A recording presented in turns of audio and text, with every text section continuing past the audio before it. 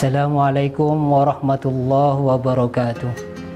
Alhamdulillah wassalatu wassalamu ala rasulillah wa ala alihi wa sahbihi wa man wala amma ba'd. Saudaraku kaum muslim rahimakumullah, salah satu sifat yang semestinya dimiliki oleh setiap mukmin adalah sifat sabar. Bahkan menurut sebagian ulama, kesabaran merupakan setengah dari keimanan. Kaitannya antara keimanan dengan kesabaran bagaikan jasad dengan kepala. Keimanan tanpa kesabaran bagaikan jasad tanpa kepala. Maksud dari sabar di sini ialah menahan diri dari kegalauan, menahan diri dari sikap-sikap emosional, menahan kata-kata kita dari keluh kesah yang berlebihan, dan menahan anggota tubuh kita dari hal-hal yang menjurus kepada kerusakan. Banyak ayat-ayat di dalam kitab suci Al-Quran itu menyinggung terkait dengan sabar ini. Misalnya di dalam sebuah firman-Nya Allah Subhanahu wa taala menyatakan, A'udzubillahi minasyaitonirrajim. Ya ayyuhalladzina amanu ista'inu bis-sabri was-shalah. Innallaha ma'as-sabirin. Wahai orang-orang yang beriman, minta tolonglah kalian dengan sabar dan sholat. Sesungguhnya Allah bersama orang-orang yang sabar. Begitu pula banyak hadis-hadis yang berbicara tentang keutamaan sabar.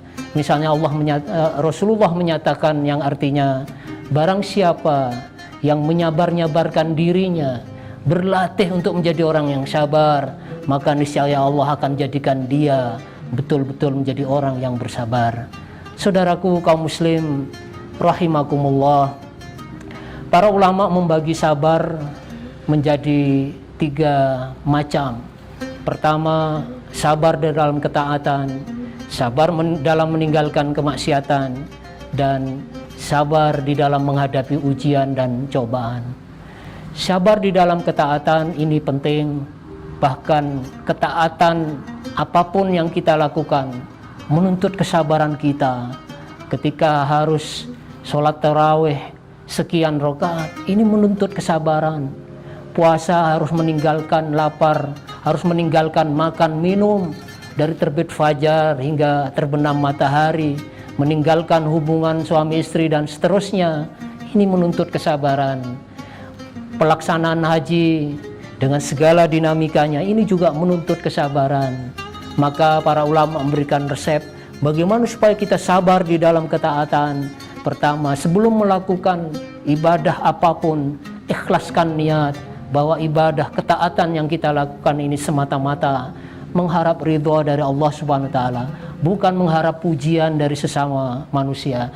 Yang kedua, supaya kita sabar di dalam ketaatan, dalam proses melakukan ketaatan, di dalam beribadah, dalam sholat misalnya, maka jangan pernah menduakan Tuhan. Pikiran kita fokus, hati gerakan kita bahwa kita sedang berhadapan dengan Allah Subhanahu wa taala.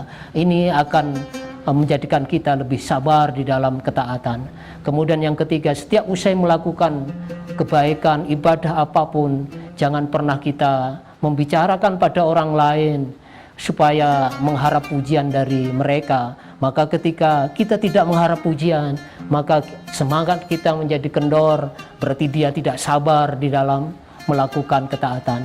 Bentuk kesabaran yang kedua adalah sabar di dalam meninggalkan kemaksiatan. Jika ada teman mengajak kita kepada perbuatan-perbuatan maksiat, maka kita sabar enggak untuk tidak mengikuti kawan kita yang mengajak kepada kemaksiatan. Dan biasanya kemaksiatan itu adalah sesuatu yang menyenangkan, sesuatu yang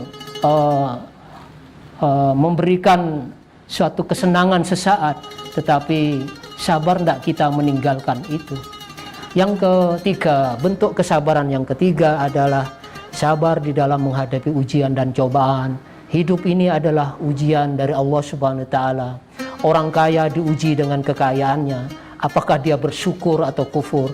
Orang miskin juga akan diuji dengan kemiskinannya, apakah dia bersabar atau menggunakan cara-cara yang diharamkan oleh syariat. Termasuk dengan ujian kesenangan, ujian kesulitan seperti musim corona semacam ini, sesungguhnya Allah ingin menguji keimanan kita, dan mudah-mudahan kita dengan berkahnya bulan Ramadan ini melatih diri kita menjadi orang-orang yang sabar. Sekali lagi, sabar di dalam Islam ini bermakna aktif, karena sabar tidak sama artinya dengan pasrah dengan nasib, tapi sabar di dalam ketaatan, sabar meninggalkan kemaksiatan, dan sabar ketika menghadapi ujian dan cobaan. Mudah-mudahan kita termasuk orang-orang yang sabar. Demikian, wassalamualaikum warahmatullahi wabarakatuh.